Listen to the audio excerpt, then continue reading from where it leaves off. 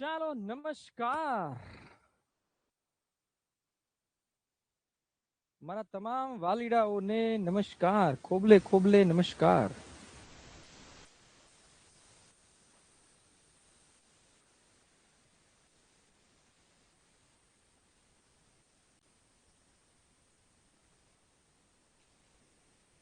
હર હર મહાદેવ.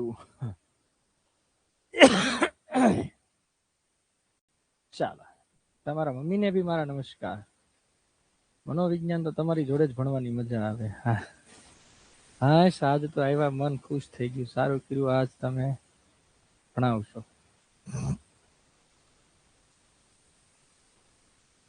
સરસ. ચાલો ફાઇનલી તમારા બધાનો પ્રેમ છે એ ફાઇનલી મને ખેંચી લાવ્યો છે. બરાબર.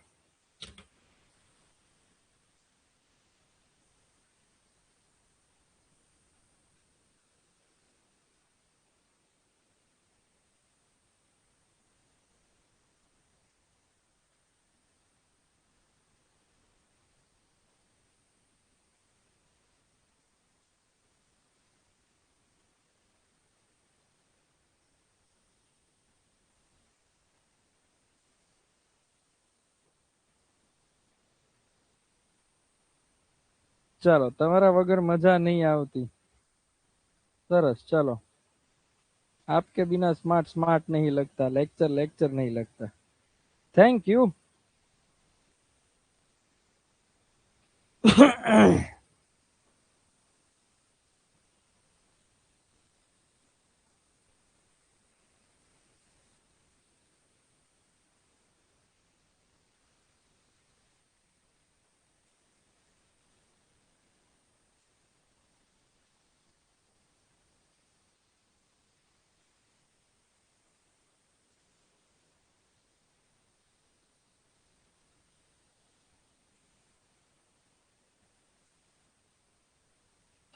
ચાલો, હવે આવી ગયો છું. દુર્લભ દર્શન થઈ ગયા ફાઇનલી.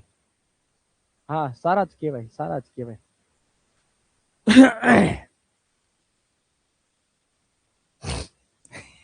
સર, આ કપડા પહેરે ત્યારે મૂડ બહુ સારો હોય છે.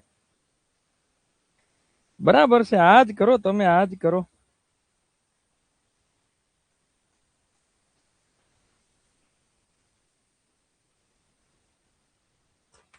ચાલો ફટાફટ બધા આવી જાવ એટલે સ્ટાર્ટ કરીએ આપણે.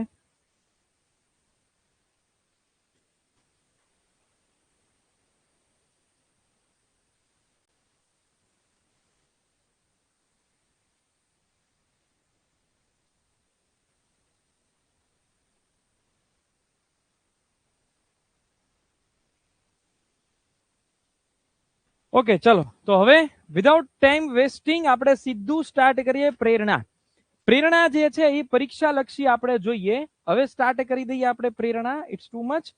પ્રેરણા જે છે એ શું છે? મોટિવેશન. ખરેખર મોટિવેશન જીવનની અંદર જરૂરી છે. મોટિવેશન જે છે એ હોવું એ એક જીવનમાં ખૂબ મહત્વનો પાસો છે. કારણ કે without motivation I don't think કે તમે કોઈ લાઈફમાં કંઈ અચીવ કરી શકો. મોટિવેશન ઇઝ ધ પાવર કે જેમાં તમે કંઈક અચીવ કરી શકો અને તમારા કાર્યને જે છે ને એ એક આકાર આપી શકો. તમારું મોટિવેશન એટલું જ છે 40-800 અથવા 49-600. This is your motivation. બરાબર. Shortest motivation on the earth. બરાબર. Shortest motivation on the earth. Okay, ચાલો હવે આપણે સ્ટાર્ટ કરીએ કે જે ભાઈ જે તમને આ વસ્તુ મારે સમજાવી હતી કે ભાઈ તમે કોઈ પણ આ જે વસ્તુ કરો છો મીન્સ કે તમે મોટિવેશન લાઈક એની અંદર તમારે શું કરવાનું છે? પ્રેરણા. પ્રેરણા એટલે મોટિવેશન. ઓકે, તો લાઈફની અંદર કોઈ મોટિવેશન હોવું જરૂરી છે. પરીક્ષાની દ્રષ્ટિએ આપણે મોટિવેશન જોઈએ. આ જે છે યોર મોટિવેશન. બરાબર. અગાઉ પણ તમને કીધું હતું યોર મોટિવેશન શુડ બી 40-800 અને 49-600. ઓકે, હા. પ્રેરણા નહીં તો વર્તન નહીં. હવે મારા લેક્ચર રેગ્યુલર આવશે. હવે કોઈ બ્રેક નહીં પડે. Do not worry, I am back. Actually I was not here at least for 3 days. Sunday નો કાર્યક્રમ તો તમે જોઈ લીધો. સન્ડે નો કાર્યક્રમ યુટ્યુબ ટેલિગ્રામ ચેનલ ની અંદર એનો વિડીયો શોર્ટ બનાવીને મૂક્યો છે બધાએ, આઈ મીન સ્ટાફના લોકોએ. અને 2 દિવસ 3 દિવસ હું હતો નહીં, સોમ મંગળ 2 દિવસ નો હતો. આજે બપોર પછી આવ્યો છું, એટલા માટે ચલો એમ થયું કે તમને હું આજથી રેગ્યુલર લેક્ચર જે છે એ આવું. ઓકે, હા ચાલો. હવે પ્રેરણા મોટિવેશન એટલે કે શું? જો પરીક્ષા લક્ષી તમને ટુ ધ પોઈન્ટ હું જેટલું કરાવું ને એટલું જ તમારે શીખવાનું છે.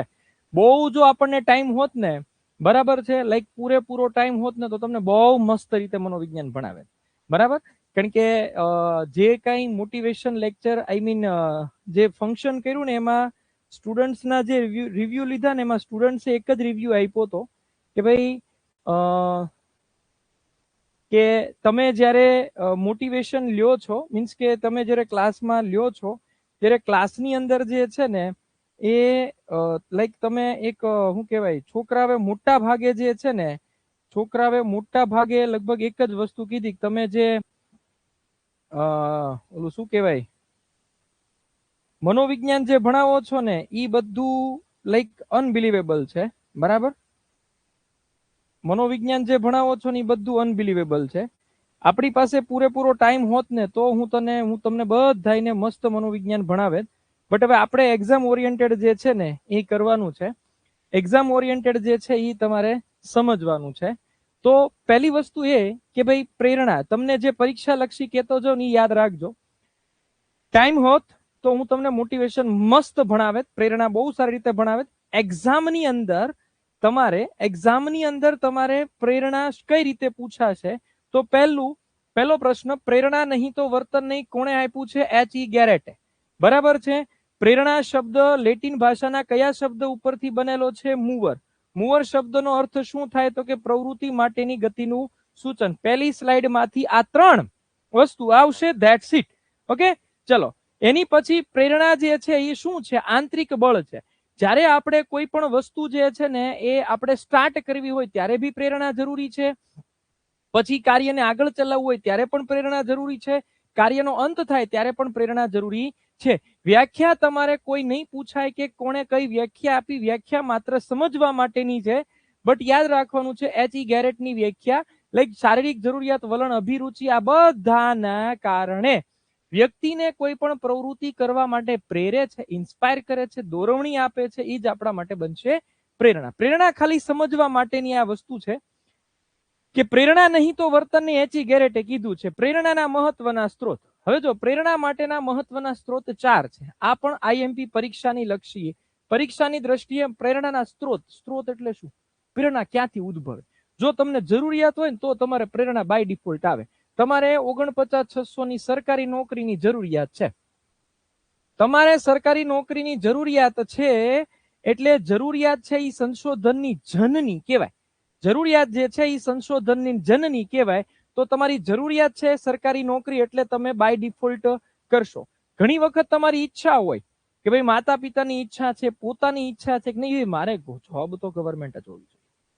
પછી એક ઉદ્દીપન હોય, કંઈક એવી ઘટના જે તમને હલાવી નાખે.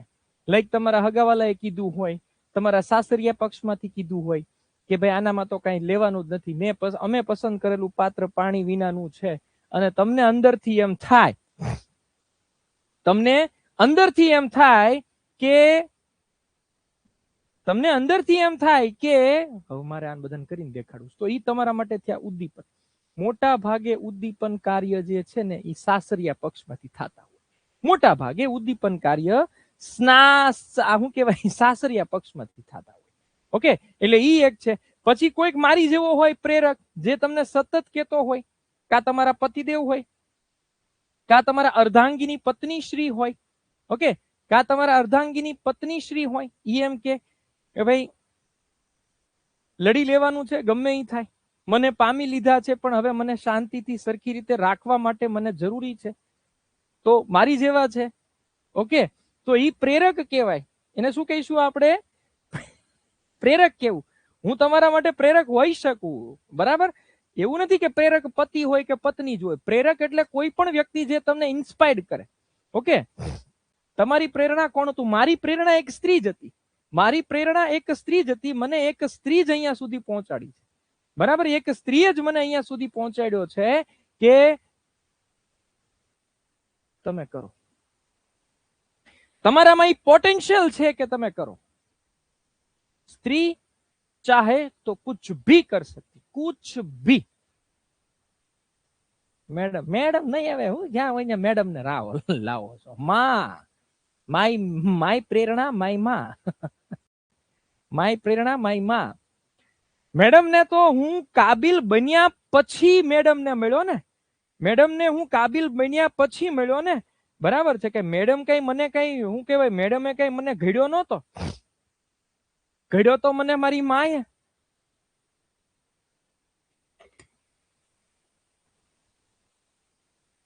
તો એ વસ્તુ છે, જીવનમાં પ્રેરણા જે છે એ હોવી જરૂરી છે.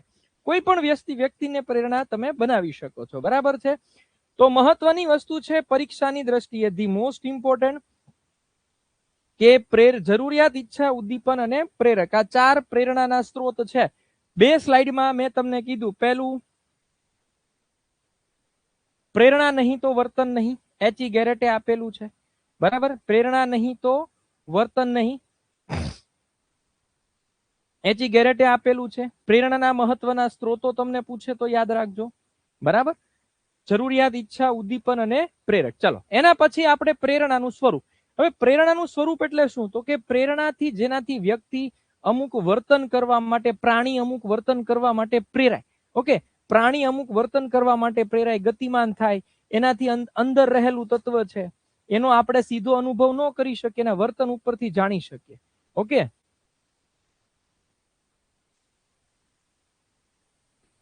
એટલે મેઇન વસ્તુ એ છે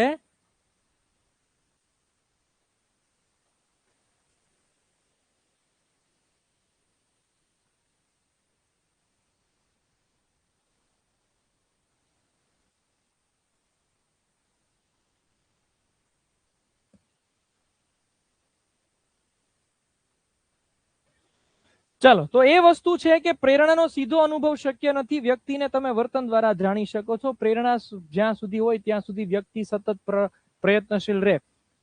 પ્રેરણા ચક્રીય છે, આવું સીટી મોર્ગને કીધું. યાદ રાખજો, સીટી મોર્ગને કીધું છે પ્રેરણા જે છે એ કોણે કીધું છે? પ્રેરણા છે એ ચક્રીય છે. યાદ રાખવાનું છે, પ્રેરણાને ચક્રીય ગણાવનાર કોણ છે? CT Morgan. જે મહત્વના પોઈન્ટ છે ને કેતો જાઉં છું. બરાબર છે. પ્રેરણા માટે ઈરણ શબ્દ કોણે આપ્યો છે? તો કે વુડવર્થે. વાત થાય પૂરી ભાઈ. વુડવર્થે પ્રેરણા માટે ઈરણ શબ્દ જે છે એ આપ્યો છે. પ્રેરણા ચક્ર એટલે એવું કઈ નહીં કે ભાઈ જો તમને કઈક ઈચ્છા થાય ને તમે કઈક કરો, બરાબર, જરૂરિયાત ઉદ્ભવી, એના કારણે તમને પ્રેરણા મળી. બરાબર, પછી પ્રેરણા મળે એટલે ઉત્તેજના થાય, નહીં નહીં નહીં નહીં મારે કઈક કરવું છે, મારે કઈક કરવું છે, એમ થોડી હાલે. બરાબર, ત્યાંથી તમે લક્ષ્ય તરફ જાઓ. લક્ષ્યની જયારે પ્રાપ્તિ થઈ જાય એટલે જે તમારી ઉત્તેજના જે છે એ ઘટી જાય. જે ઉત્તેજના ઘટી ગઈ એટલે પછી પાછી નવી જરૂરિયાત ઉદ્ભવે. બરાબર, નવી જરૂરિયાત ઉદ્ભવે એટલે એ શું બને? પ્રેરણા. હવે તમને બીજો પ્રશ્ન પૂછે, પ્રેરણાના ચક્રીય ગતિમાં, લાઈક પ્રેરણા ચક્રમાં કયા બાબતનો સમાવેશ થાય છે? જરૂરિયાત, ઈરણ, ઉત્તેજના, લક્ષ્ય પ્રાપ્તિ, ઉત્તેજનામાં ઘટાડો. આ વસ્તુ ચાલે. બરાબર, એ વસ્તુ છે. પ્રેરણા માટે ઈરણ શબ્દ વુડવર્થે આપ્યો. મોસ્ટ ઇમ્પોર્ટન્ટ આ 3 પોઈન્ટ. ઈરણ શબ્દ કોણે આપ્યો? તો કે વુડવર્થે. સહજ વૃત્તિનો પ્રયોગ કોણે આપ્યો? મેકડુગલે. મેકડુગલે કેટલી સહજ વૃત્તિ આપી? તો કે 18. માનવ પ્રેરણાનો સિદ્ધાંત કોણે આપ્યો? Abraham Maslow. તમને કહું, સાંભળો છો? તમે વાલનો દરિયો, અમે તરસ્યા વાલીડા, સાંભળજો મારા વાલીડા, મારા વાલમ વાલીડા. પ્રેરણા માટે ઈરણ શબ્દ કોણે આપ્યો? વુડવર્થે.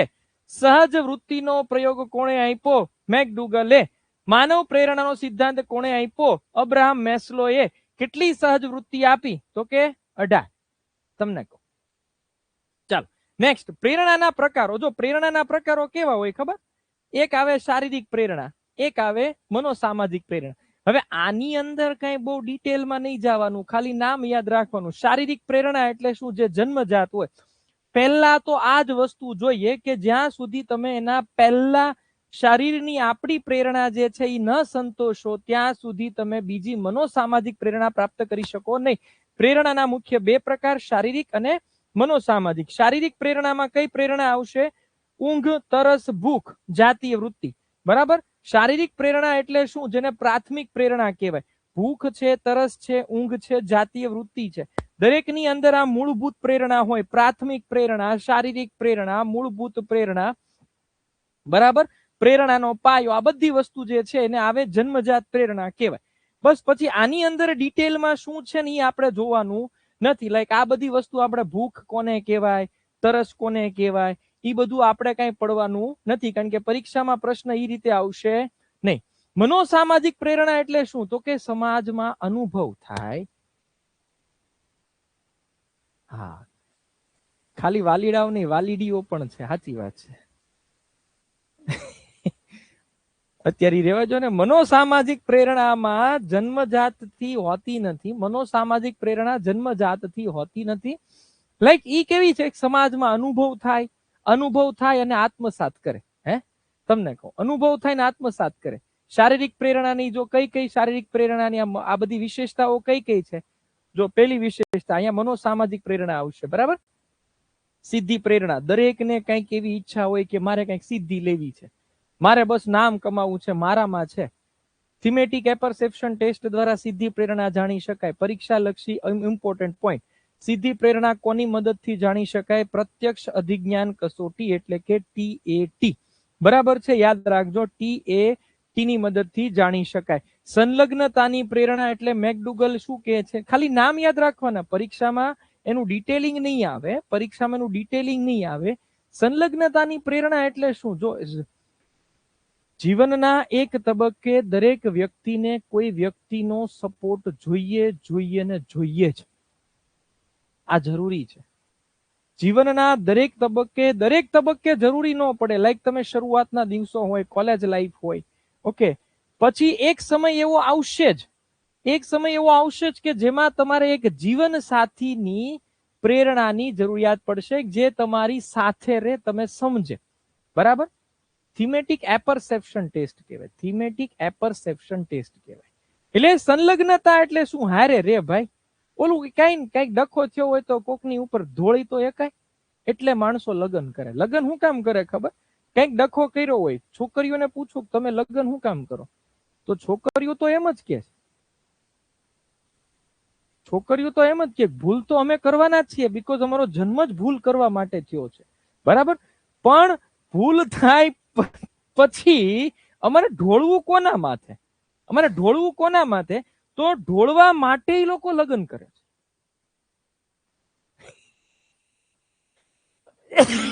ચાલો, સંલગ્નતાની પ્રેરણા આવે. પછી સત્તાની પ્રેરણા. ઘણા લોકોને જો આ અમિત શાહ છે, ઘણા બધાને સત્તાની પ્રેરણા હોય.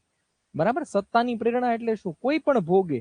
બરાબર. સરમુખત્યારશાહી, રાવણ છે, હિટલર છે, હિરણ્યકશ્યપુ છે, મુસોલિની છે, સદ્દામ હુસેન, આ બધાને એવું છે કે ભાઈ મારે સત્તા જોઈએ છે. કોઈ બી ભોગે મારે સત્તા જોઈએ છે. તો સત્તાની પ્રેરણા હોઈ શકે. સ્નેહ સહચારની પ્રેરણા હોઈ શકે. બરાબર. સ્નેહ સહચાર એટલે શું? માનવીને કુટુંબ સાથે નિકટતાનો સંબંધ બંધાય. બરાબર. હા, માનવીને કુટુંબ સાથે નિકટતાનો સંબંધ બંધાય અને એના કારણે જે સહચારની ભાવના થાય, એ બધા જે છે એ સ્નેહ સહચારની ભાવના કહેવાય. જીવન લક્ષ્ય જે છે એ ઘણાનું લક્ષ્ય હોય. જીવનમાં પહેલેથી નક્કી કરીને રાખે, ભાઈ મારે તો કઈ અહીંયા જવું છે, આ જ કરવું છે, મારે અભિનેતા જ થવું છે, મારે ક્રિકેટર જ થવું છે, મારે પોલીસ જ થવું છે, મારે સરકારી અધિકારી જ થવું છે. ઓકે, તો એ જે છે એનું જીવન. ખાલી નામ યાદ રાખશો એટલે આવી જશે. પ્રેરણાના સિદ્ધાંતો તમને સમજાવું. જો ભાઈ ડખો નહીં કરવાનો જીવનમાં, પહેલા કહી દઉં છું, આની એક સિસ્ટમ છે. આ પ્રેરણાના સિદ્ધાંતો જે છે ને એની એક સિસ્ટમ છે. આ સિક્વન્સમાં જ તમારે જીવન જીવવાનું છે. પહેલું શારીરિક જરૂરિયાતો. શારીરિક જરૂરિયાતોનો મતલબ શું થાય? તો કે મોટા થાવ, ભણો. આ જે છે એ તમારું ભણતરની વાત કરી. પહેલા જે છે ને શારીરિક જરૂરિયાતો કેવી છે કે તમે મોટા થાવ, વૃદ્ધિ થાય, વિકાસ થાય, તમે ભણી લો, એટલે શારીરિક જરૂરિયાતો કહેવાય. પછી સહી સલામતીની વાત આવે એટલે તમે એક સરકારી નોકરી લઈ લો, એટલે ઈ થઈ ગઈ તમારી સહી સલામતી. બરાબર. એક સ્ટેબલ નોકરી અથવા તો સ્ટેબલ જોબ, જેમાંથી તમને કોઈ દી કાઢશે નહીં. ઈ જે છે ને ઈ સરકારી જોબ અથવા તો સ્ટેબલ જોબ, ઈ તમારી સહી સલામતી થાય. સ્નેહ મમતા એટલે શું? તો કે લગ્ન. બરાબર, લગ્ન જે છે એ સ્નેહ મમતા કહેવાય. પછી સ્વમાન અને સ્વાભિમાન એટલે કે બાળકોનું જીવન. બરાબર, બાળકોનું જીવન. પછી તો કે સમાજમાં માન પ્રતિષ્ઠા, સમાજમાં માન પ્રતિષ્ઠા, આ બધું જે છે ને આની અંદર આવશે. હે, તમને કહું, સમાજમાં માન પ્રતિષ્ઠા જે છે એ બધું આવશે. સ્વ આવિષ્કરણ એટલે શું? ભજન કરો. હે, સ્વ આવિષ્કરણ એટલે શું? ભજન કરો. જીવનની અંદર આ સિક્વન્સ રાખવાની. હે, પેલા ભણી ગણી લો, તૈયાર થઈ જાવ. ભાઈ આપણે 20-22 વર્ષ થાય એટલે આપણે સહી સલામતી શારીરિક જરૂરિયાતો મેળવી લીધી. બરાબર, ભણી લીધું પછી નોકરી લઈ લો. ભાઈ હવે સહી સલામત થાય. પછી સ્નેહ મમતામાં પડો. લગ્ન પછી કરો. હું તો તમને ખરેખર કહું, નોકરી પહેલા લગ્ન કરતા નહીં. આ તો બધા શું કરે? શારીરિક જરૂરિયાતો પૂર્ણ કરે. હાલો, મોટા થઈ ગયા, ભણી લીધું, ત્યાંથી એક સ્ટેપ જવા દે. કેસરીયો રંગ મને લાગ્યો, ઓલા શું આવે ઈ નથી ખબર. હાલો, પણ સહી સલામતી નો કરે, સીધા શું કરશે? તો કે આ સ્નેહ મમતામાં સીધા લગ્ન કરશે. સીધા લગ્ન કરશે ને પછી પાછી સહી સલામતી. જો જાનું, આપણે બે તૈયારી કરીએ. તું આની કર ને હું આની કરું. એટલે સ્નેહ મમતા લગ્ન કર્યા પછી સહી સલામતીમાં આવે. બરાબર, એટલે થઈ ગયા હોય તો ઈ તમે ડખો જ કર્યો કહેવાય. ખરેખર તો કરાય જ નહીં. લગ્ન પહેલા કોઈ દી કરાય નહીં. પહેલા શારીરિક જરૂરિયાતો પૂર્ણ કર્યા પછી સહી સલામત થઈ જાવ, પછી સ્નેહ મમતા જે છે એમાં જાવ.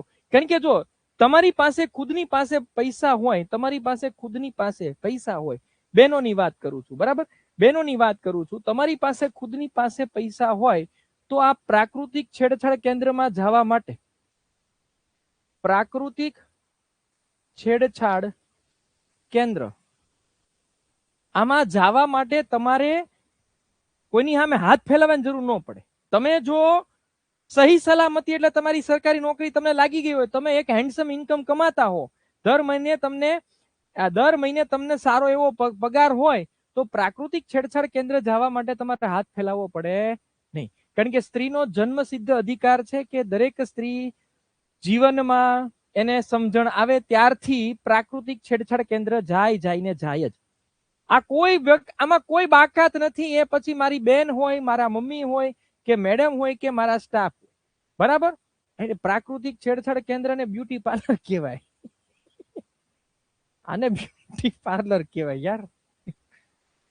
તો બ્યુટી પાર્લર જવા માટે તમારે બોલો, હજી એને ઈ નથી ખબર પ્રાકૃતિક છેડછાડ કેન્દ્ર શું કહેવાય. એટલે પ્રાકૃતિક છેડછાડ કેન્દ્ર એટલે બ્યુટી પાર્લર. આ પ્રશ્ન પરીક્ષામાં પૂછાયેલો છે સિક્વન્સમાં, એટલે આ બધી ચર્ચા કરું છું. સાહેબ નું યાદ આવશે. હે, ધ કિંગ ઇઝ બેક. હા, આટલું શુદ્ધ ગુજરાતી નથી આવડતું, કાંઈ તો તમારે કે લખી નાખવાનું ગેરેજ. ગેરેજ નું ગુજરાતી આવડે કે નહીં? મહિલા ગેરેજ કેન્દ્ર એમ પણ લખી શકો તમે. મહિલા ગેરેજ કેન્દ્ર ઈ પણ સાચું જ છે. બરાબર, મહિલા ગેરેજ કેન્દ્ર કયો, પ્રાકૃતિક છેડછાડ કેન્દ્ર કયો, બધું હરખું જ કહેવાય. એટલે મેં પહેલા કીધું. તો જો સહી સલામતી થઈ જાય, બરાબર, પછી તમે સ્નેહ મમતા લગ્ન પછી કરાય, જેથી કરીને કઈ ડખો થાય નહીં. પછી આવે સ્વમાન સ્વાભિમાન એટલે બાળકોનું જીવન છે, સમાજમાં માન પ્રતિષ્ઠા મેળવવાની વાત છે, ને છેલ્લે આવે સ્વ આવિષ્કરણ એટલે કે પોતાની જાતને ઓળખો, મેં શું કર્યું શું ન કર્યું. પ્રેરણાનો સિદ્ધાંત છે, ધી મોસ્ટ ઇમ્પોર્ટન્ટ છે. સિક્વન્સમાં યાદ રાખજો. આ એટલા માટે ચર્ચા કરી, પરીક્ષામાં પૂછાશે તો સિક્વન્સમાં પૂછાશે. ચાલ, એના પછી આપણે ચર્ચા કરીએ શું? અબ્રાહમ મેસ્લોનો જરૂરિયાતનો શ્રેણીક્રમ. એટલે જ આ બધી ચર્ચા કરી કે આગળની બધી જરૂરિયાતો છે ને એની ઉપરથી જતી. પછી આવે મેકલેલેન્ડનો સિદ્ધિ પ્રેરણાનો સિદ્ધાંત. હવે મેકલેલેન્ડને સિદ્ધિ પ્રેરણાનો સિદ્ધાંત 3 પ્રકારની છે. તમને એમ પૂછે કે સિદ્ધિ પ્રેરણાનો સિદ્ધાંત કોણે આપ્યો? તો કે મેકલેલેન્ડે. બરાબર છે. મરેનો વ્યક્તિત્વ સિદ્ધાંત કોણે આપ્યો? સિદ્ધિનો પ્રેરણાનો વ્યક્તિત્વ સિદ્ધાંત કોણે આપ્યો? મરે. સિદ્ધિ પ્રેરણાનો સિદ્ધાંત કોણે આપ્યો? મેકલેલેન્ડે. કેટલા પ્રકારની જરૂરિયાત દર્શાવી છે? સિદ્ધિ, પ્રભુત્વ અને પ્રેમ. આ 3 પ્રકારની જરૂરિયાત જે છે એ દર્શાવેલી છે. That's it. હા, લેડીઝની નીડ્સ પર જ માર્કેટ ચાલે છે.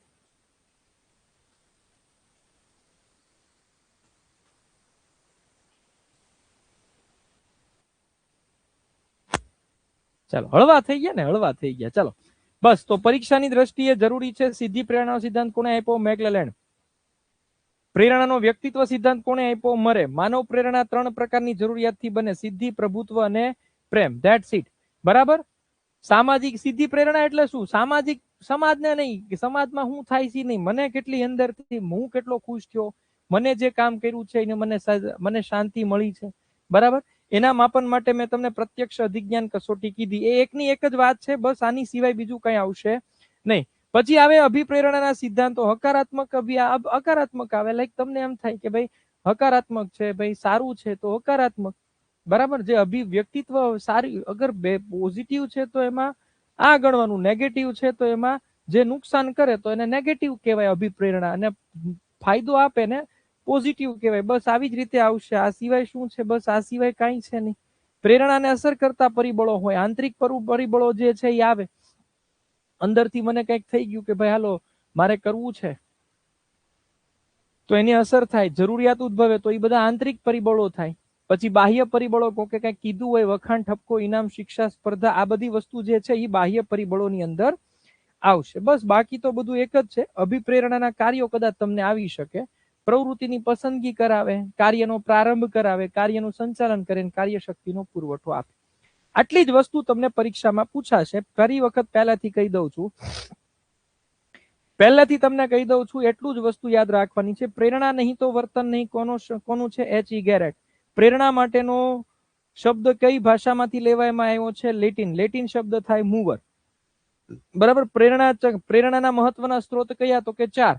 કયા કયા છે? જરૂરિયાત, ઈચ્છા, ઉદ્દીપન અને પ્રેરક. એ પણ મેં તમને સમજાવ્યા. પછી પ્રેરણા ચક્ર છે એવું કોણે કીધું? તો કે C.T. મોર્ગને કીધું. પ્રેરણા ચક્ર કયા? તો કે જરૂરિયાત ઉદ્ભવે, ત્યાંથી પ્રેરણા, ઈરણ, ઉત્તેજના, લક્ષ્ય પ્રાપ્તિ, ત્યાંથી લક્ષ્ય પ્રાપ્તિમાંથી શું થઈ જાય? તો કે ઉત્તેજનામાં ઘટાડો. પ્રેરણા માટે ઈરણ શબ્દ કોણે આપ્યો? વુડવર્થે. સહજ વૃત્તિનો પ્રયોગ કોણે આપ્યો? મેકડુગલે. કેટલા પ્રકારની સહજ વૃત્તિ આપી? તો કે 18. માનવ પ્રેરણાનો સિદ્ધાંત કોણે આપ્યો? Abraham Maslow. પ્રેરણાના મુખ્યત્વે 2 પ્રકાર: શારીરિક અથવા જન્મજાત, જે અંદરથી પહેલાથી હોય.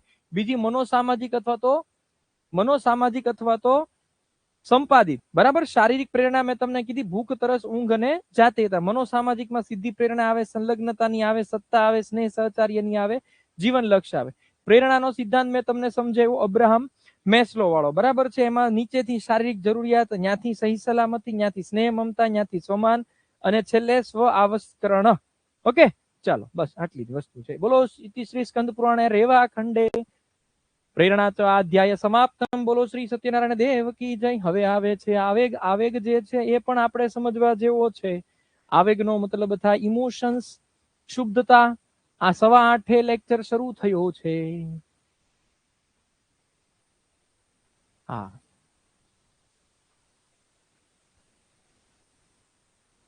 ચાલો રેડી. હા, હોલ ટિકિટ આવી ગઈ. હવે આવે છે આવેગ. આવેગ એટલે શું? મનમાં ઇમોશન જાગે રે, મનમાં ઇમોશન્સ જાગે રે. કાલ 555 વાળી PDF મોકલાવી દઈશ. બરાબર. પ્રસાદ ક્યાં? મને તમારા મેડમ માઇન્ડ આપે છે. આજે કંઈક લાગે છે કે ભણ્યા. ચાલો હવે આવે છે આવેગ. આવેગનો મતલબ થાય શુદ્ધતા. અંગ્રેજી માટે શબ્દ છે ઇમોશન. લેટિન ભાષાનો શબ્દ ઇમૂવર, એના ઉપરથી ઉતર્યો આવ્યો છે, જેનો મતલબ થાય ખળભળાટ, એટલે કે શુદ્ધતા. શુદ્ધતા. બરાબર. હા, એક શુદ્ધતા એટલે શું? જો ભાઈ સીધી વસ્તુ છે. આવેગ જે છે એ ક્યારે આવે? જ્યારે તીવ્ર સુખ કે દુઃખની લાગણી હોય. ક્યારેક તમને કંઈક ખોટું લાગે ને એટલે માણસનો જે છે ને આવેગ આખા બદલાઈ જાય. ગુસ્સો આવે, એમ થાય કે આને હું ટીંચી નાખું, આને એમ થાય કે આનું માથું ફોડી નાખું, આને એમ થાય કે હું જે છે ને આને ટીપી નાખું. આ બધું જે છે એ તમારા આવેગ છે. ઘણી વખત તમને કોઈ માણસને જોઈને એમ થાય કેમ છો, તો એ તમારો પ્રેમ, પોઝિટિવ, સુખદ આવેગ છે. તમને ઘણી વખત એમ થાય કોઈ માણસને જોઈને છો જ કેમ, બસ this is called the change of emotions. તો એ માણસને જોઈને એને એમ થાય કે આ માણસ છે જ કેમ, તો આને કહીશું આપણે આવેગ. બરાબર. તો આવેગ જે છે એ C.T. મોર્ગને આપેલું છે. ચેષ્ટાઓ આપણે આવેગ છે એમ ખબર કેમ પડે? મોઢા, થોબડા ઉપરથી ખબર પડે. અમારે કાઠિયાવાડમાં એમ કહેવાય કે ભાઈ થોબડા ઉપરથી આવેગ જે છે એ જાણી શકાય. થોબડું, you know what is the meaning of થોબડું? કાઠિયાવાડી શબ્દ છે. કાઠિયાવાડી શબ્દ છે શું છે? થોબડું. થોબડું નો મતલબ થાય ચહેરો. શિષ્ટ રૂપ આપો. કાઠિયાવાડી તળપદા શબ્દોનું શિષ્ટ રૂપ આપો. થોબડું. થોબડું એટલે મોઢું, ફેસ, ચહેરો. તો તમારી અંદર જે કોઈ આવેગ છે, આ બધા આવેગને તમે તમારા થોબડા દ્વારા, તમારા એક્સપ્રેશન દ્વારા જે છે એ રજૂ કરી શકો છો. એટલે સમગ્ર દેહ તંત્રની, ચેતાતંત્રની શુદ્ધાવસ્થા કહેવાય. બરાબર? હા, ચાલો. હવે આપણે સમજીએ આવેગ જે છે એ વ્યક્તિની અંદર એક ખલેલની અવસ્થા છે. આવેગના પાસાઓ આવે કે અભિવ્યક્તિના આધારો આવે, શારીરિક આધારો આવે, બોધાત્મક આધારો આવે. બરાબર? એટલે કહેવાનો મતલબ એવું નથી કે સિમ્પલ વસ્તુ છે કે આવેગ આવે તો કઈ રીતે બહાર નીકળવાનો છે. તો તમે જ્યારે અભિવ્યક્ત કરશો, રજૂ કરશો, તમે લાઈક ગુસ્સો કરશો, પછી લાઈક તમે મેન્ટલી ડિપ્રેસ થઈ જશો. બરાબર? તો ઘણા લોકો જે છે, એક તો મીઠાઈ તાઈન ના હોય, ઓછું મીઠું હોય, બુદ્ધિ ઓછી હોય, એમાં એવું આવેગ આવ્યો હોય કોઈકની ઉપર ગુસ્સો, એટલે પોતાની રીતે બધું ધારી લે આમ છે. તમે ધારો છો એમાં અમને કોઈ વાંધો નથી. તમે ધારો છો એમાં અમને કોઈ વાંધો નથી, પણ તમે એને જ સાચું માની લો છો, અમને વાંધો ત્યાં છે.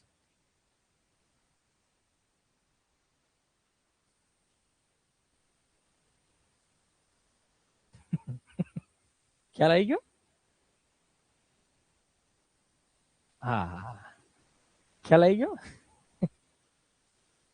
હા, તમે ધારી લો છો એમાં અમને કોઈ વાંધો નથી, પણ તમે એને જ સાચું માની લો છો, અમને વાંધો એમાં. ચાલ, તો અહીંયા આગળ આવેગના પાસાઓ છે. લાઈક તમે મનમાં ધારી લ્યો, એ તમારો બોધાત્મક આધાર થયો. તમે ગુસ્સો કરી લ્યો છો, એ તમારો શારીરિક આધાર થયો. તમે ગુસ્સામાં જેમ ફાવે એમ બોલી જાઓ છો, હા, એ તમારો અભિવ્યક્તિનો આધાર છે. ચાલો, નેક્સ્ટ કેટલાક મનોવૈજ્ઞાનિકોના સિદ્ધાંત છે, બસ યાદ રાખવાના છે. તમને એમ પૂછે આવેગ માટેના 3 મહત્વના સિદ્ધાંતો કોણે કોણે આપ્યા છે. એક આવે છે જેમ્સ લેંગનો સિદ્ધાંત. બસ આટલું જ યાદ રાખજો. જેમ્સ લેંગનો સિદ્ધાંત ક્યાંય અત્યારે વર્તમાનમાં ઉપયોગ નથી થતો, પણ યાદ રાખવાનું છે. આવેગ માટેના સિદ્ધાંતો છે, એક જેમ્સ લેંગનો સિદ્ધાંત છે, એક કેનન બાર્ડનો સિદ્ધાંત છે, અને એક શાક્ટર સિંગરનો સિદ્ધાંત છે. બરાબર? આ 3 સિદ્ધાંત યાદ રાખવાના છે. ઓકે, આ 3 સિદ્ધાંત જે છે એ યાદ રાખવાના છે. કેનન બાર્ડ, શાક્ટર અને જેમ્સ લેંગ. ચલો, આવેગ માટેના 3 સિદ્ધાંતો કયા કયા છે? નીચેનામાંથી કયો આવેગનો સિદ્ધાંત છે, કયો આવેગનો સિદ્ધાંત નથી? પહેલો છે જેમ્સ લેંગનો સિદ્ધાંત, બીજું છે કેનન બાર્ડનો સિદ્ધાંત, ત્રીજું છે શાક્ટર અને સિંગરનો સિદ્ધાંત. આવેગના પ્રકાર છે, કોણે કોણે કેટલા કેટલા આવેગ આપ્યા છે. ઇઝાર્ડે કેટલા આવેગ આપ્યા છે? તો ઇઝાર્ડે 10 પ્રકારના આવેગ આપ્યા છે. આવેગ એટલે શું? તો કે જો ભાઈ આનંદ આવે, હે, વાહ, આશ્ચર્ય, હે, ક્રોધ, આ હું વળી, ઘૃણા, છી, આંખ, છી, નફરત, આઈ હેટ યુ, ભય એટલે અપરાધ, શરમ, હાય, રસ, ઉત્તેજના. આ 10 આવેગ ઇઝાર્ડે આપ્યા છે. આ 10 આવેગ જે છે એ ઇઝાર્ડે આપ્યા છે. પ્લુટચિકના મતે 8 આવેગ છે. પ્લુટચિકે કેટલા આપ્યા છે? 8 આવેગ આપ્યા. એને બે ના આવેગ, આનંદ, વિષાદ, ભય, ક્રોધ, આશ્ચર્ય, અપેક્ષા, સ્વીકાર, ઘૃણા, બે ની જોડીમાં આવેગો આપ્યા છે. શરમાવાનું વંશ મોર, નાના ઈ નો થાય. ચલો, યાદ રહી ગયું? હા, ક્રોધ કરતા નો આવડ્યું, બાકી બધું જોરદાર. મને એકચ્યુઅલી બેન ક્રોધ આવતો જ નથી. હું બહુ સર ચોંટી ગયા તો ઉખાડી નાખો. ઉખાડી નાખો ચોંટી ગયા હોય તો. ઇઝાર્ડે કેટલા 10 આવેગ આપ્યા છે? પ્લુટચિકે કેટલા આપ્યા છે? 8 આવેગ. આવેગના મુખ્ય 2, જે તમને ફાયદો અપાવે એ વિધાયક, જે તમને નુકસાન અપાવે એ નિષેધાત્મક. બરાબર? ઓકે, ચલો. તો વિધાયક એટલે શું? જેનાથી સુખ, આનંદ, પ્રેમ, આ બધા વિધાયક. દરેક વ્યક્તિએ હંમેશા જે છે એ વિધાયક આવેગમાં રહેવું જોઈએ. નિષેધાત્મક આવેગ એટલે શું? ક્રોધ, ભય, નફરત, ઈર્ષા, આ બધા જે છે એ નિષેધાત્મક આવેગની અંદર ગણવાના છે. બસ આ ઉપરાંત લાઈક પ્રેમ. હવે મારે ઈ નો સમજાવવાનું હોય કે પ્રેમ કોને કહેવાય, બધાને આવડતું જ હોય. પ્રેમ જે છે એ વિધાયક આવેગ કહેવાય. આનંદ ઉલ્લાસ વિધાયક આવેગ કહેવાય. દુઃખ, ઉદાસીનતા જે છે એ નિષેધાત્મક આવેગ કહેવાય. ક્રોધ જે છે એ નિષેધાત્મક આવેગ કહેવાય. બરાબર? ભય ચિંતા જે છે એ નિષેધાત્મક આવેગ કહેવાય. ઈર્ષા જે છે એ નિષેધાત્મક આવેગ કહેવાય. તો આવેગ નિયમન માટેના માર્ગો છે કે જીવનની અંદર જો જીવનમાં છે ને બધા પાસા હોય. લાઈક આવેગ આવે, નેગેટિવ આવે ને તો તમારે પોઝિટિવમાં કન્વર્ટ કઈ રીતે કરવાનું છે એ તમારે જોવાનું છે. તમારે પોઝિટિવમાં કન્વર્ટ કઈ રીતે કરવાનું છે આવેગને એ તમારે જોવાનું છે. અગર નેગેટિવ આવેગ તમારા માઇન્ડમાં આવે તો એને તમે પોઝિટિવ કઈ રીતે કન્વર્ટ કરી શકો, એને કહેવાય આવેગ નિયમન. બરાબર. આવેગ નિયમન એટલે જો વ્યક્તિના દરેકના જીવનમાં આવવાની જ છે આ સંઘર્ષ, ચિંતા, લાઈક ઈર્ષા છે, ડિપ્રેશન છે, તુલના જે છે. ઓકે, તો આ બધી વસ્તુ નકારાત્મક ઉપર ધ્યાન નહીં દેવાનું, એના બદલે તમે કોઈને ખુશી આપો. અગર કિસી કી ખુશી, એક મિનિટ હું એક ભેગું કરી લઉં. ઇંગ્લિશમાં ખબર છે, always try to B the reason of સમવન્સ happiness and never be the part of it, and always try to B the part of someone sadness and never be the reason four it. હંમેશા કોઈકના સુખનું કારણ બનો, એના હિસ્સો નહીં, પણ હંમેશા કોઈકના દુઃખનો હિસ્સો બનો, એનું કારણ નહીં. ઓકે, તો એના માટે નિષેધાત્મકના આવેગો માટે તમારે ઘણા બધા ઉપાયો આપ્યા છે. લાઈક હવે આવું સમજાવવાનું ન હોય ભાઈ, પરીક્ષામાં આવું ન પૂછાય. હા, સારા રહ્યો, હસતા રહ્યો, હસાવતા રહ્યો, આ બધું કરો. બરાબર. લાઈક પોતે આત્મસંતોષ, સંતોષી નર સદા સુખી. બરાબર. તો યોગ્ય માત્રામાં ઊંઘ લ્યો, કારણ કે પૂરતી ઊંઘ ન થાય ને તો ઈ છે ને ઉદાસીનતા આવી જાય, આક્રમકતા આવે. બસ ચાલો રેડી. હવે પોતાના કાર્યમાં તમને ગમે એ કરો. બરાબર. તમને ગમે શું છે તો શું એ કરો. દરેક વ્યક્તિને પોતાની મર્યાદા ખબર હોવી જોઈએ. આ બધા લાઈક ખબર પડે કે આ બહુ ડિટેલમાં ભણાવવાનું હોય ને તો પરીક્ષા લક્ષીમાં આમાં બહુ મહત્વનું નથી. પરીક્ષા લક્ષી જે છે ને એ એટલું મહત્વનું નથી. બરાબર. અત્યારે પૂરતી ઊંઘ ન થાય તો જો ઘણી વખત સ્વયંના આદર્શ બનો, વધારે મહેનત કરો, આત્મનિરીક્ષણ કેળવો, પોતાની જાતને ઓળખો, સુખદ સામાજિક સંબંધો કેળવો, ઘટનાનું બૌદ્ધિક વિધાયક મૂલ્યાંકન કરો, સમય દર્શન સમ્યક વ્યવહાર કરો, વધારે સારા બનો, સર્જનાત્મક બનો, પોતાની અંદર કંઈક નવું વિચારો. આ બધી વસ્તુથી તમે જે છે એ પ્રેરણા, આવેગ, આ વસ્તુ આવે છે. હવે તમારે બીજું શું છે, અધ્યાપન સૂત્રોનું મને કીધું તું કે સાહેબ અધ્યાપન સૂત્રો નથી, એટલે તો આપણે સૂત્ર ચલાવી દઈએ. તમે કયો એ ભણાવી દેવાનું છે. હે, તમે કયો એ ભણાવી દેવાનું છે. તમને થવું જોઈએ કે નહીં સાહેબે ભણાવ્યું, તમને થવું જોઈએ કે સાહેબે જે છે ને ભણાવ્યું. અધ્યાપન સૂત્રો જે છે ને તમને કરાવી દો. બરાબર. એટલે તમારે જે છે ને અધ્યાપન સૂત્રો બધા કમ્પ્લીટ થઈ જાય. એટલે તમને એમ ન થાય કે સાહેબે ભણાવ્યું નહીં. અલગ અલગ પદ્ધતિઓ આવે છે. બરાબર. પદ્ધતિઓની અંદર જે છે ને એ અલગ અલગ સૂત્રો આવે છે અધ્યાપનના. હા ચાલો, અધ્યાપન સૂત્રો, નથિંગ એલ્સ. અધ્યાપન સૂત્રો એટલે બીજું કશું જ નહીં. અધ્યાપન સૂત્રોનો અર્થ એવો થાય કે જો આપણે જયારે ભણાવતો હોય, હવે હું ટ્રાન્સફર થઈ જાઉં મનોવિજ્ઞાનમાંથી મેથોડોલોજીમાં ટ્રાન્સફર થઈ જાઉં. ચાલો હવે નેક્સ્ટ આપણે સમજીએ.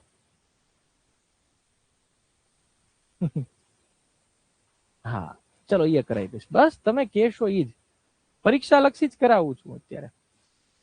તો ભાઈ પેલા તો અધ્યાપન સૂત્ર કોને કહેવાય? લાઈક અધ્યાપન દરમિયાન જે કઈ તમે અનુભવ કરો છો, બરાબર છે, લાઈક તો એની અંદર જે કઈ વર્ગ વ્યવહારને લગતા જે કઈ આપણે ઉપયોગ કરીએ છીએ એને આપણે આજે અધ્યાપન સૂત્રો કહેવાય. બરાબર. હા સર, આજે તમે હળવો ખોરાક ખાઈને આવ્યા લાગો છો, બહુ સારું બોલો છો, ઉદાહરણ જોરદાર આપો છો. અમને બી એવી રીતે ટ્રાન્સફર થતા શીખવાડો ને. એમાં એવું છે બેન, અમે છે ને જિંદગી જોવાની આમાં જ કાઢી છે. 16 વર્ષથી, કેટલા 16 વર્ષ થયા આ મારે આ ફિલ્ડમાં. 2010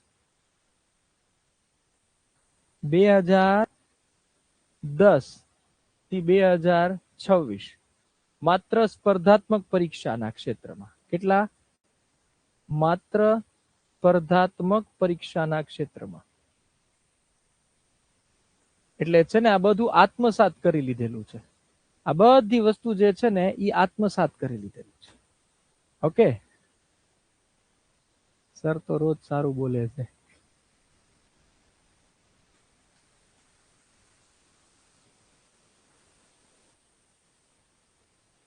હા, હમણાં હું કહી દીધું છે એ.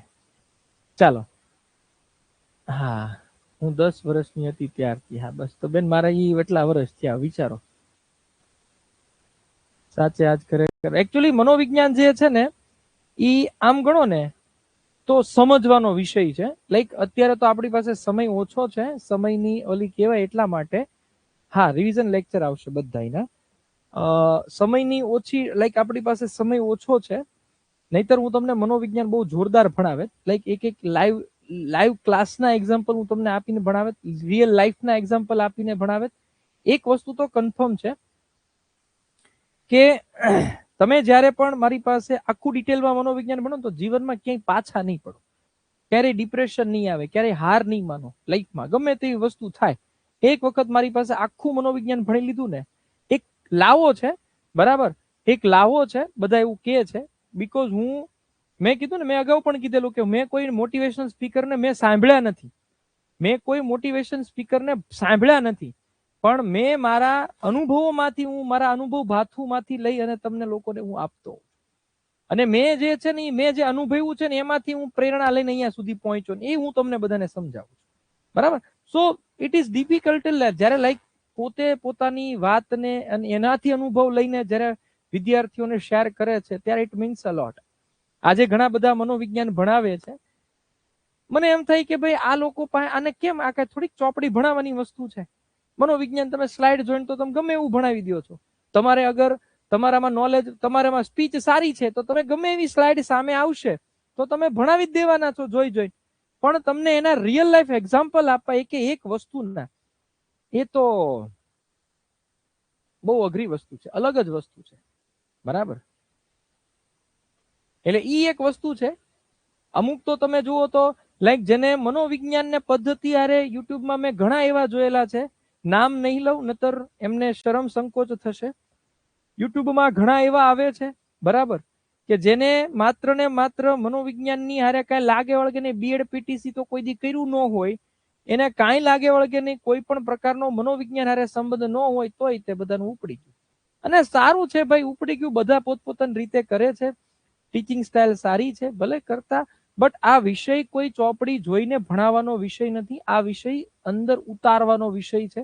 મનોવિજ્ઞાન છે, it's a psychology, the behavioural science કહેવાય, જેને આપણે વર્તનનું વિજ્ઞાન કહેવાય, ધ સાયન્સ ઓફ બિહેવિયર એમ કહેવાય. સમજવા જેવી વસ્તુ છે, બરાબર. એટલે આ તો અનુભવોના ભાથા ઉપરથી આ બધી વસ્તુ આવે છે. એટલે આમ અધ્યાપન સૂત્રો આપણે બીજા નહીં, ડાયરેક્ટ હું તમને એક સૂત્ર જે છે એ તમને સમજાવી દઉં, બરાબર, કે અધ્યાપન સૂત્રો જે છે એનું પાઠ આયોજન માટે બહુ અગત્યના ભાગ જે છે એ ભજવે છે. ભાઈ મારો વિદ્યાર્થી છે, ઈ મારો વિદ્યાર્થી છે ભાઈ, ઈ મારી પાસે ભણેલો છે. એકચ્યુઅલી એને મને કીધું તું કે સાહેબ તમારામાં લેક્ચર, બટ મેં ના પાડી. ઠીક છે. હવે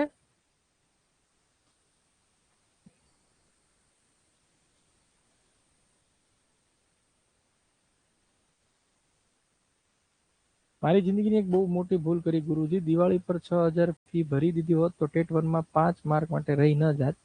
છેલ્લે 1000 ભરી કોર્સ લીધો, ટાણે થાય તે નાણે થતું નથી. સાચી વાત છે.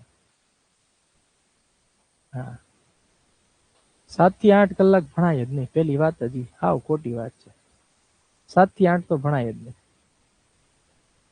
નામ નહીં લઉં, આપણે કોઈને નામ લઈને કોઈને ગિલ્ટ ફીલ નથી કરાવવા, પણ અત્યારે યુટ્યુબમાં જે ભણાવે છે ને એમાં ઘણા બધા મારી પાસે ભણેલા છે, લાઈક પોતાનું હજી કોઈનું સ્ટેન્ડ જ નથી, બરાબર, પોતાનું તો હજી કઈ લેવલ નથી, પોતાનું સ્ટેન્ડ નથી, બસ પાછળ છે ને બરાડા પાડતા ને રાડું નાખતા જ આવડે છે, આ સિવાય કઈ આવડતું નથી. બરાબર. એટલે ભાઈ મારી પાસે ભણેલો હોય, મને ખબર હોય ને એનું કેવું છે એ. ચાલો, તો અધ્યાપન સૂત્રો જે છે એ આપણે એટલા વસ્તુ સમજવાની છે. આટલા અધ્યાપન સૂત્ર છે, બરાબર. કેટલા અધ્યાપન સૂત્ર છે તો આપણને ખબર છે, 7 અધ્યાપન સૂત્ર જે છે એ આવે છે. હું તમને 7 આમ નામ સ્લાઇડ વગર ભણાવી દઉં, બરાબર. હા, એ ડાન્સ કરતા ભણાવે ભાઈ, અમુક હોય ભાઈ, એની ટીચિંગ સ્ટાઇલ કહેવાય, સારી છે ભાઈ. જેને જે ભાઈ, આ તો મારો તો એવો સિદ્ધાંત છે ભાઈ, જેને જે ગમે ને, બરાબર, જેને જે ગમે ને એ ભણાવે, બરાબર. હું તો એટલી જ વસ્તુમાં બિલીવ કરું છું, વિદ્યાર્થીને સમજાણું તો તમે રાજા, પછી તમે ત્યાં નખરા કરો કે નાટક કરો એની યાર કોઈ મતલબ નથી. બીકોઝ આજકાલ યુટ્યુબ ની અંદર શિક્ષકો ઓછા અને વિદૂષકો વધારે છે. બરાબર, શિક્ષકો ઓછા અને વિદૂષકો વધારે છે. વિદૂષકોમાં તમે સમજી લેજો હું શું કહેવા માંગુ છું. ચાલો વધુ આપણે નહીં સમજતા, આપણે સમજવાનું છે અધ્યાપન સૂત્ર. પહેલી વસ્તુ છે જ્ઞાત પરથી અજ્ઞાત. જ્ઞાત પરથી અજ્ઞાત નો મતલબ શું થાય? અગર તમે જે વસ્તુ જાણો છો, જે વસ્તુ તમે જાણો છો એ વસ્તુ તમે દેખાડી સમજાવી બાળકો પાસેથી લઈ અને જે વસ્તુ નથી જાણતા ત્યાં સુધી તમે લઈ જાઓ, એને જ્ઞાત પરથી અજ્ઞાત કહેવાય. આ એક સિમ્પલ લોજિક છે. તમારે કોઈ આકાર શીખવાડવો છે, ગણિતની અંદર કોઈ આકાર શીખવાડવો છે, તો સૌથી પહેલા એ બાળકો જે જાણે છે, લાઈક થાળી, તો ગોળ આકાર શીખવાડવો હોય તો પહેલા એને કેવું પડે બટા થાળી કેવી હોય, તો થાળી જે છે એ બાળકોએ જોયેલું હોય, તો થાળી ગોળ છે બસ, તો બટા ઈ જ ગોળ કહેવાય. એટલે એને શું કહેવાય? જ્ઞાત પરથી અજ્ઞાત કહેવાય. બરાબર છે. બીજી વસ્તુ છે સરળ પરથી કઠિન જવું. સરળ એટલે શું? કે જે બાળકોને થોડું ઘણું આવડે છે, બરાબર, જે બાળકોને થોડું ઘણું આવડે છે એના ઉપરથી ધીરે ધીરે ધીરે ધીરે તમારે સ્ટેપ બાય સ્ટેપ દાખલા આપવાના. બરાબર, સ્ટેપ બાય સ્ટેપ દાખલા આપવાના, સ્ટેપ બાય સ્ટેપ કન્સેપ્ટ સમજાવવાના. પહેલા હંમેશા સહેલું ભણાવો, ત્યાંથી કઠિન તરફ જાઓ, તો એ વસ્તુ જે છે એ બાળકોને ગળે ઉતરે. ત્રીજું છે મૂર્ત પરથી અમૂર્ત જવું. મૂર્ત પરથી અમૂર્ત નો મતલબ શું થાય? લાઈક કોઈ પણ વસ્તુને જે જોયેલી હોય, બરાબર, જોયેલી હોય ત્યાંથી તમે ન જોયેલી બાબતો તરફ તમે લઈ જાઓ, બરાબર, એને મૂર્ત પરથી અમૂર્ત તરફ વસ્તુ કહેવાય. દરેકને પોતપોતાના વિષય પ્રમાણે આ સેટ કરવાનું છે. ગણિત વિજ્ઞાનના વિદ્યાર્થીઓ તો ગણિત વિજ્ઞાનમાં સેટ કરશે, બરાબર છે. ગણિત વિજ્ઞાનના વિદ્યાર્થીઓ હોય તો ગણિત વિજ્ઞાન સેટ કરશે. શું કહેવાય, સામાજિક હોય તો સામાજિક વાળા સેટ કરશે, ભાષાવાળા તો ભાષાવાળા સેટ કરશે. દરેક જે છે ને પોતાની તરફ લઈ જશે. બરાબર. સર સાવ બુદ્ધિ વગરનું માણસ પણ તમારા ભણવાથી હોશિયાર થઈ જાય એટલી ખાતરી તો અમે આપીએ છીએ બધાને. એમ જ છે. હે, ચાલો પછી શું છે? પૃથ્થકરણ પરથી સંયોગીકરણ. હવે જો આ વસ્તુ સમજવા જેવી છે. પૃથ્થકરણ પરથી સંયોગીકરણ નો મતલબ શું થાય ખબર? જે વસ્તુ ટુકડે ટુકડે આપવી હોય, ટુકડે ટુકડે આપવીનો મતલબ શું થાય? કે જે એના ટુકડાઓને ભેગા કરો, ટુકડાઓને ભેગા કરો, લાસ્ટમાં એને સંયોગીકરણ કહીશું. બરાબર. એટલે આ દરેક વસ્તુને બહુ ડેપ્થમાં સમજવાની જરૂર નથી. લાઈક પહેલી વસ્તુ તમને થોડી ઘણી આવડે પછી આ વાંચી લેવાનું હોય. આ વસ્તુ જે છે ને પછી વાંચી લેવાની હોય. કન્સેપ્ટ ક્લિયર થઈ જાય ને, બરાબર, કન્સેપ્ટ ક્લિયર થઈ જાય ને પછી વાંધો નહીં આવે કે ભાઈ એક વસ્તુ તમે સમજો. અગર તમારો કન્સેપ્ટ ક્લિયર છે તો પછી તમે આને તમારા વિષયમાં તમે ઇન્ક્લુડ કરી શકો. થોડુંક તો આપણે બધા બીએડ પીટીસી કર્યું હોય, બીએડ કર્યું હોય, બધાને આવડતું જ હોય, થોડી ઘણી તો ખબર પડે. આ બધું આપણે મેથોડોલોજીમાં ભણતા જ. વિશિષ્ટ પરથી સામાન્ય, એટલે પહેલા એના એક્ઝામ્પલ આપો, ત્યાંથી તમે એના સામાન્ય સૂત્ર જે છે એ તમે તારવો. બરાબર. લાઈક માનો કે ગણિત વિજ્ઞાનના વિદ્યાર્થીઓ તો ગણિત વિજ્ઞાનના વિદ્યાર્થીઓ પહેલા એને સૂત્ર આપશે. સૂત્ર આપ્યા પછી એનું શું કરશે? એનું એક સામાન્ય તારણ કાઢશે કે ભાઈ x⁻m × x⁻n = x⁻m+n. તો પહેલા એને ઉદાહરણ આપ્યું, બરાબર, એટલે ઉદાહરણ પરથી તમે એને નિયમ તરફ લઈ જાઓ. એને આપણે શું કહેવાય? વિશિષ્ટ પરથી સામાન્ય. આનું રિવર્સ કરો, સામાન્ય પરથી વિશિષ્ટ હોય તો નિયમ પરથી ઉદાહરણ. ઓકે. પછી સમગ્ર પરથી અંશ તરફ લઈ જવું. સમગ્ર એટલે શું? પહેલા કોઈ પણ પાઠને તમે એનો સાર સમજાવો, આખા પાઠનો તમે સાર સમજાવો, આખો પાઠ શું કહેવા માંગે છે એ તમે સમજાવો, બરાબર છે. અને ત્યાંથી તમે એના દરેક ટુકડા એક એક અંશ તરફ લઈ જાઓ. લાઈક માનો કે કોઈ કવિતા, ભાષાના વિદ્યાર્થીઓને કહો કોઈ કવિતા શીખવવી છે તો પહેલા આખા કવિતાનો સાર કરી એના એક એક સ્ટાન્ઝાને તમે શીખવાડો. બરાબર. નહીં, બંને એક જ કહેવાય ને. જો પૃથ્થકરણ પરથી સંયોગીકરણનો મતલબ શું થાય? જે ટુકડા ટુકડા આપ્યા છે એને સમેટો અને ભેગા કરો તો એને સંયોગીકરણ કહેવાય. અને સમગ્ર પરથી એટલે શું? ઓવરઓલ માંથી તમારે એના ટુકડા તરફ જવા. હા, એક જ થાય ને. તમે જો આગમન, એ બધી પદ્ધતિઓ કહેવાય, આ બધા અધ્યાપન સૂત્રો કહેવાય. બંને વચ્ચે તમારે ડિફરન્સ છે. પદ્ધતિ અલગ અને અધ્યાપન સૂત્રો જે છે એ પણ અલગ થાય. એટલે એને તમારે ધ્યાનમાં રાખવાનું છે કે ખરેખર જે છે એ શું કહેવાય. બરાબર, ખરેખર જે છે એ શું કહેવાય. એટલે તમારે એટલી વસ્તુ સમજવાની છે કે આ ખરેખર છે શું એમ. બરાબર.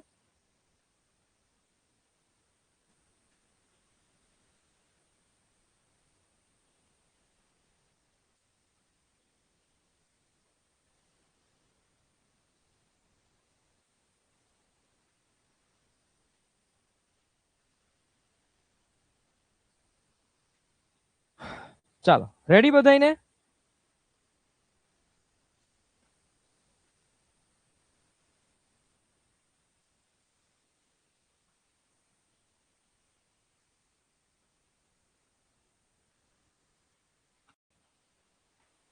અને છેલ્લું છે અનુભવજન્ય પરથી બુદ્ધિગમ્ય. બધા એકબીજા સાથે આમ ગણો તો કનેક્ટેડ જ હોય. અનુભવજન્ય એટલે શું કે ભાઈ તમે પેલા અનુભવ કરો, અનુભવ પરથી તમે એને છે ને કોઈ એવો કન્સેપ્ટ આપો, પેલા એને અનુભવ કરાવો. માનો કે તમારે ખરબચડું શીખવાડવું છે તો તમે ખરબચડાનો અનુભવ કરાવો અને પછી એને ફિટ કરો કે ભાઈ આવું હોય તો એને ખરબચડું કહેવાય. આને કહેવાય અનુભવ પરથી બુદ્ધિગમ્ય. બરાબર? હા, વિરોધી છે. સરસ. ચાલો, તો આવી રીતે અધ્યાપન સૂત્ર દરેક વિષય માટે અલગ અલગ લાગુ પડે યાર. એવું નથી કે ભાઈ તમે સાયન્સ કરેલું છે તો સાયન્સને ઇન્ક્લુડ કરો, તમે શું કહેવાય ભાષા વાળા છો તો ભાષાને ઇન્ક્લુડ કરો, કોમર્સ છે તો કોમર્સ, તમારે દરેકને ઇન્ક્લુડ કરવાનું છે. બરાબર? વિશિષ્ટ પરથી સામાન્યનો મતલબ એવો થાય કે પહેલા તમે ઉદાહરણ આપો, એટલે ઉદાહરણ ઉપરથી તમે નિયમની તારવણી કરો, એને વિશિષ્ટ પરથી સામાન્ય કહેવાય. ઉદાહરણ તમે આપ્યું એટલે વિશિષ્ટ કહેવાય. પછી એને શું કરો છો તમે? એના માટેની નિયમની તારવણી કરો છો. શું કરો છો? નિયમની તારવણી કરો છો. તો એને આપણે શું કહીશું? તો કે વિશિષ્ટ પરથી સામાન્ય. હવે આની ડિટેલિંગ તમને વાંચવાની છે. બરાબર? પૃથ્થકરણ પરથી સંયોગીકરણનો મતલબ એવો થાય કે ભાઈ પેલા જે કઈ નોલેજ હોય એને ટુકડે ટુકડે વહેંચાયેલું હોય. બરાબર? ટુકડે ટુકડે વહેંચાયેલું હોય તો એમાંથી તમે બધાનું ભેગું કરો તો એને પૃથ્થકરણ પરથી સંયોગીકરણ કર્યું કહેવાય. સંયોગીકરણ કરવું એટલે ભેગું અને પૃથ્થકરણ કરવું એટલે છૂટું. ટુકડે ટુકડે શીખવાડ્યા પછી બધા ટુકડાઓને કનેક્ટ કરો એટલે એને સંયોગીકરણ કર્યું કહેવાય. બરાબર છે? પહેલા સરળ, કઠિન, જ્ઞાત, અજ્ઞાત, મૂર્ત, અમૂર્ત, પૃથ્થકરણ, સંયોગીકરણ, વિશિષ્ટ, સામાન્ય, સમગ્રથી અંશ, અનુભવજન્ય તરફથી બુદ્ધિ. આ બધાને તમે રિવર્સ પણ લઈ શકો. બરાબર? આ બધાને તમે રિવર્સ પણ લઈ શકો છો. ઓકે? બસ આમાં તો બસ બીજું કઈ છે નહીં. બાકી તો મેં તમને બધાને કરાવી દીધેલા છે. અધ્યાપન કૌશલ્ય બધાને શીખવાડેલા છે. બરાબર? કાપા કાર્ય, ઉદાહરણ કૌશલ્ય, એ તો બધું આવડતું જ હોય આપણને.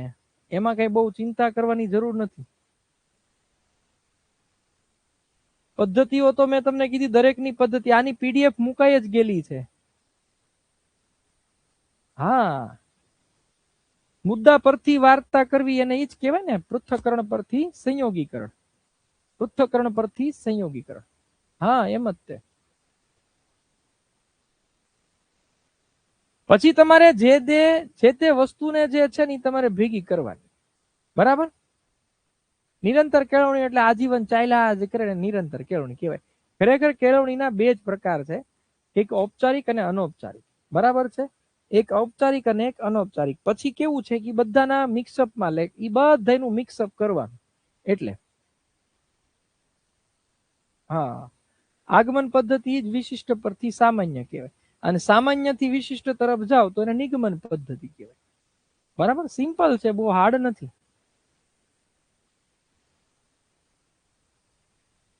હા, અરે પદ્ધતિ શાસ્ત્રનો લેક્ચર છે યાર. આ બધી વસ્તુ આપણે ભણી ગયા છીએ. હવે તમારા માટે છે ને નવા, હા, પીડીએફ એની પણ હું તમને આપી દઈશ. હવે નવા 5 પેપરો અત્યારે બનાવું છું. નવા 5 પેપરો. બરાબર? નવા 5 પેપરો કમિંગ સૂન. 21 પેપરો ગોખાઈ જાય પછી નવા 5 પેપરો જે છે એ કમિંગ સૂન. બરાબર?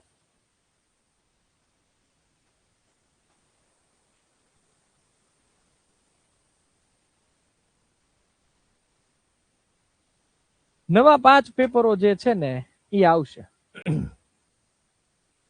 એટલે ભાઈ બને છે, જલ્દી બનાવો એટલે બને છે. 21 તો કરી જ નાખવાના છે. 21 તો કરી જ નાખવાના છે. 21 માં કઈ બાકી રહ્યું નથી. પણ કદાચ કઈક બાકી રહી જતું હોય તો નવા 5 પેપરો તમને કરાવી. એની બહુ ચિંતા ના કરતા. બરાબર? એની બહુ ચિંતા ના કરતા. ચાલો, રેડી? બસ, તો આવતીકાલે મળીએ પાછા નવા વિષય, નવા ટોપિક સાથે. હવે મનોવિજ્ઞાનમાં કઈ બાકી રહેતું નથી. કાલે હું તમને શું કહેવાય ઇંગ્લિશની પીડીએફ ની બધું મુકાવી દઈશ.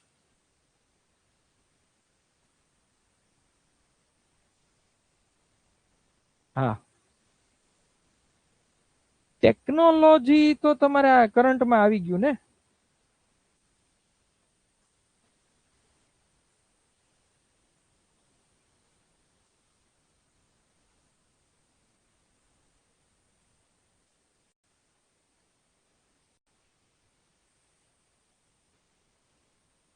ચાલો તો મળીએ આવતીકાલે. Till then take care, bye, આવજો, ગુડ નાઇટ, સ્વીટ ડ્રીમ્સ. વાંચ્યા કરજો. હા, આંકડા શાસ્ત્ર ની બધું બાકી કરાવી દો. આંકડા શાસ્ત્રમાં કાલ કઈ છે 5 મિનિટનું છે. હા, ટા ટેસ્ટ લેવાશે 3-5 તારીખ પણ આવી ગઈ છે. ચિંતા ના કરતા થઈ જશે.